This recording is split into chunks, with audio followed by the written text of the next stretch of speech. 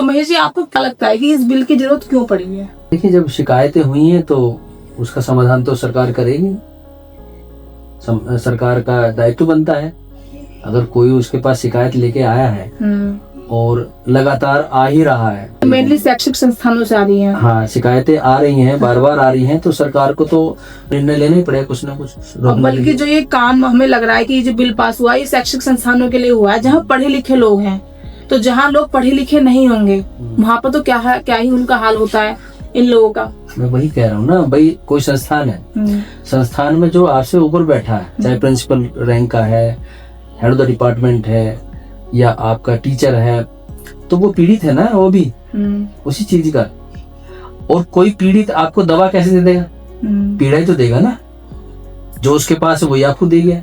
लेकिन इससे वो दूसरे बच्चे का तो कॉन्फिडेंस खत्म कर रहे हैं ना। भी आप तो पीड़ित है, लेकिन आपने एक दूसरा, जैसे मान लिया एक बच्चा है, वो क्लास में बैठा हुआ है और वहां पर जो टीचर आया है उसने उससे कहा कि भाई तुम इस कास्ट को, तुम नीचे बैठे खाना खाओगे या तुम झाड़ू लगाओगे।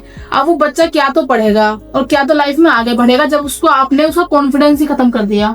क्योंकि ये चीजें ऐसी होती हैं जो आपका मनोबल तोड़ देती हैं। हमारी क्लास भी, जैसे मैं पढ़ती थी छोटी क्लास में, 8th-9th की बात हो गई थी, तो वहाँ पूरी क्लास में ना उन बच्चों को स्कॉलरशिप मिलती है, तो उनको खड़ा किया जाता था कि भाई ये बच्चे खड़े हो जाइए। और हम भी आपस में डिस्कस करते थे, नहीं क्यों इस जाति के जो बच्चे हैं वो खड़े हो जाए। हाँ, कि आपकी स्कॉलरशिप आएगी। अच्छा, उन बच्चों की अच्छी बात थी, लेकिन वो बच्चे खड़ा होना नहीं चाहते थे।